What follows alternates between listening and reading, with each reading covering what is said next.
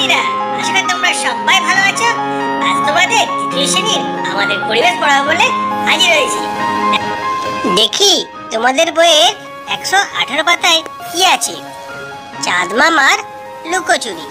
দেখি তো এখানে কি শিখিয়েছে। দেখো, পরপর পড়ে যাচ্ছি, তোমরা বুঝবে। ভালো করে সূর্য দেখার পর পিতা ভাবলো চাঁদ কখন ওঠে, কোথায় ডোবে। সন্ধ্যাবেলায় আকাশে চাঁদ খুঁজলো, কোথাও নেই। মাকে বলল, মা, আকাশে তো মেঘ নেই, তবুও চাঁদ দেখা যাচ্ছে না কেন? মা বললেন, কাল অমাবস্যা গেল, আজ থেকে শুক্লপক্ষ শুরু। আজ প্রথম সন্ধ্যা, আমরা বলি শুক্লপক্ষের প্রথম তিথি। আজ চাঁদ দেখা যাবে না, কাল সন্ধ্যাবেলা দেখতে পাবে। পরের সন্ধ্যায় পিঠা আবার দেখলো, সত্যি তো বাঁকা কাস্তের মতো সরু একটা ফালি চাঁদ উঠেছে পশ্চিম আকাশে। মাকে বলল, মা, চাঁদ পশ্চিম আকাশে ওঠে, সূর্যের মতো পূর্ব আকাশে ওঠে না? মা হাসলো, বললেন, রোজ সন্ধ্যাবেলা দেখো, তারপর বুঝবে। আজ শুক্লপক্ষের দ্বিতীয়া, এরপর তৃতীয়া, চতুর্থী, এভাবে চলবে। আধ ঘন্টা পরে আবার চাঁদ দেখতে গিয়ে পিঠা অবাক, চাঁদটা কোথাও নেই। পরের দিন পিঠা ভালো করে লক্ষ্য করলো, পরপর চাঁদটা বড় হচ্ছে আর মাঝ আকাশের দিকে সরে সরে উঠছে। 3 দিন পর ষষ্ঠীর সন্ধ্যায় পিঠা খুব ভালো করে দেখলো চাঁদটা কমলা লেবুর কুয়ার মতো দেখাচ্ছে। মাকে দেখালো, মা বললেন, পূর্ণিমা হতে হতে চাঁদটা তত বড় হয়ে যাবে। দেখো, এখানটা পড়লাম, এখান থেকে পড়ে বুঝতে পারলাম অমাবস্যা থেকে কোন তিথি শুরু হয়। অমাবস্যার পর শুক্লপক্ষ তিথি শুরু হয়। প্রথম দিন প্রথমা, তারপর দিন দ্বিতীয়া, তারপর দিন তৃতীয়া, এরকম ভাবে হতে থাকে।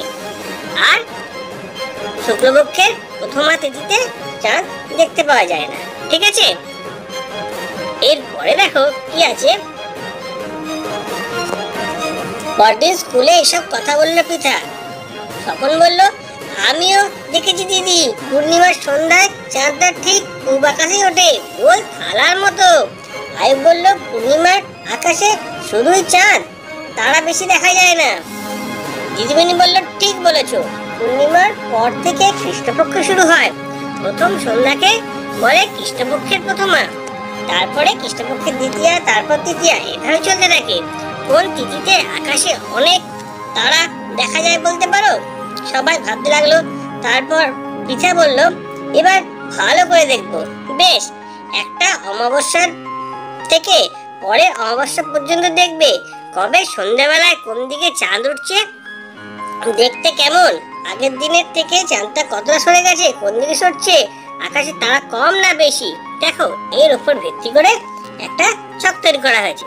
তার আগে বলে দিই, পূর্ণিমার পরের দিন থেকে কি শুরু হয়? কৃষ্ণপক্ষ শুরু হয়, তারপরে প্রথমা, দ্বিতীয়া, তৃতীয়া করে বাড়তে থাকে। এরপর ছকটা দিয়ে কি আছে, অমাবস্যার পরে কত দিনের পরের কথা? অমাবস্যার 3 দিন পরের কথা। সন্ধ্যাবেলায় আকাশের কোন দিকে চাঁদ উঠেছে? পশ্চিম দিকে। কোন দিকে সরে যাচ্ছে? পশ্চিম দিকে সরে যাচ্ছে। আকাশে আগে রাতের চেয়ে তার সংখ্যা বেশি না কম? অনেক কম দেখা যাচ্ছে। তারপরে 6 দিন পর পশ্চিম দিকে কোন দিকে সরছে? পূর্ব দিকে সরছে, তার সংখ্যা কম। 8 দিন পর মাঝ আকাশের দিকে সরে যাচ্ছে, তার সংখ্যা কম। 10 দিন পর মাঝ আকাশে আরো পূর্বের দিকে সরে যাচ্ছে, তার সংখ্যা কমে গেছে। পূর্ণিমার দিন দেখো, পূর্ণিমার দিন পূর্ব দিকে উঠেছে আর পূর্ব দিকে সরে যাচ্ছে, আর খুব কম তারা দেখা যাচ্ছে। তারপরে 6 দিন পর পূর্ণিমার 6 দিন পর পূর্ব আকাশের থেকে পশ্চিম আকাশে সরে যাচ্ছে, আকাশে চাঁদের সংখ্যা অনেক বেশি। অমাবস্যার দিন কোনো চাঁদ থাকে না, অনেক বেশি চাঁদ দেখা যায়। দেখো, এইভাবে ছকটা পূরণ করলে তোমরা অনেক কিছু শিখতে পারবে বা নিজেরাও ছকটা পূরণ করতে পারো। তারপরে দেখি কি আছে, তারার আলোয় নদী, তারায় তারায় আলোর নদী। দেখো, তারায় তারায় আলোর নদী কি বলেছে একটু পড়ে নি। রাতের আকাশে কত তারা, ফুটকি ফুটকি আলো, বড় ছোট। মাঝ আকাশে আলোর একটা নদী, প্রায় উত্তর দক্ষিণে। ওতেও কি অনেক তারা?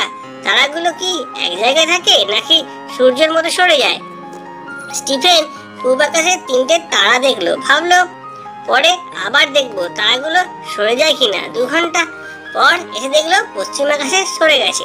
তোমরা এই ছবিটা দেখো, তিনটে তারার কথা এখানে বলা হয়েছে। পূব আকাশ ছিল, আস্তে আস্তে পশ্চিম আকাশে সরে গেছে। স্কুলে গিয়ে এসব কথা বললো। আলী বলল, আমিও দেখেছি তারাগুলো সরে যায়। বিশাখা বলল, তাই? আমি তো দেখেছি সারা রাতই আকাশে একই রকম তারা ভর্তি থাকে। দিদিমণি বলল, তাহলে ভালো করে কয়েকটা তারা দেখবে সরছে কিনা, তারপর এ নিয়ে আবার কথা হবে। স্টিফেন বলল, দিদি তারাগুলো কোনোটা ছোট কোনোটা বড় কেন? আলী বলল, ছোট আলো ছোট দেখাবে, বড় আলো বড় দেখাবে, এটা জানা কথা। জেমস বলল, তা কেন? দূরে থাকলে বড় আলো ছোট দেখায়। দিদি বলল, তাই? এমন কোথায় এমন দেখেছো? রাস্তার আলো ঘরের আলোর চেয়ে অনেক বড়, কিন্তু দূরে গেলে দেখলে মনে হবে টুনি বাল্ব। অপূর্ব বলল, দেখতে ছোট তারাগুলো সত্যি কি ছোট হতে পারে? আবার দূরের বড় কি তারা হতে পারে? রাতের আকাশের দিকে কখনো তাকিয়ে দেখেছো কি? কখনো কখনো আকাশের একদিক থেকে অন্যদিক অব্দি একটা আবছা আলোর আভা ছড়িয়ে আছে দেখতে পাবে। এই আবছা আলোর আলোকে বলে ছায়াপথ। ছায়াপথে অনেক ছোট বড় তারা থাকে। দেখো, এখান থেকে প্রশ্ন আসবে, ছায়াপথ বলতে কি বোঝো? এরপরে কি আছে দেখি। দেখো, দলে করি বলা বলি, তারপরে লিখে ফেলি। কোন তিথিতে ছায়াপথ দেখেছো? কৃষ্ণপক্ষের অষ্টম তিথিতে ছায়াপথ আমি দেখেছি। দেখো, সন্ধ্যা থেকে রাত কোন দিকে তারা সরে যেতে দেখেছো? সন্ধ্যা থেকে রাত পর্যন্ত 5টি তারাকে আমি পূর্ব থেকে পশ্চিমে সরে যেতে দেখেছি। এভাবে নিজের অভিজ্ঞতার কথা তোমাদের এখানে লিখতে হবে।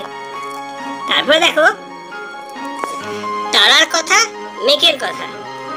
এখানে কি বলেছে একবার ভালো করে বুঝে নি। সবাই ভালো করে দেখে একমত হলো তারাগুলো পূব থেকে পশ্চিম দিকে সরে যায়। নন্দিনী প্রথমে উত্তর আকাশে 3টে তারা দেখছিল, সেগুলো সরছে কিনা বুঝতে পারেনি। তারপরে উত্তর পূর্ব কোণে 3টে তারা দেখেছিল, আরো 2 ঘন্টা পর দেখেছে সেগুলো পশ্চিম আকাশে সরে গেছে। দিদিমণি বললেন, কেউ দক্ষিণ আকাশে তারা দেখনি? রেহানা বলে, দেখেছি, সে তারাগুলো সরে গেছে।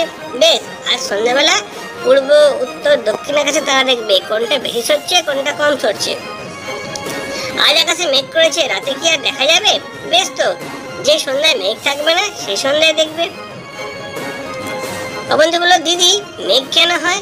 সুজন বলল, পুকুরের জল বাষ্প হয়ে সেই জল বাষ্পই মেঘ। অনেকটা ঠিক বলেছো, তবে জলের বাষ্প দেখা যায় না। সুজন অবাক, জল ফোটা ধোয়ার মতো বাষ্প পড়ে তো, সেগুলো তো জলকণা। অবন্তী বলল, শীতকালে পুকুরের ওপর যে ধোঁয়া দেখা যায় ওগুলো জলকণা। জলের বাষ্প সমান সামনের বাতাসও রয়েছে, কিন্তু দেখা যায় না। ফুটন্ত জল থেকে একটু উঠেই বাষ্প ঠান্ডা হয়ে যায়।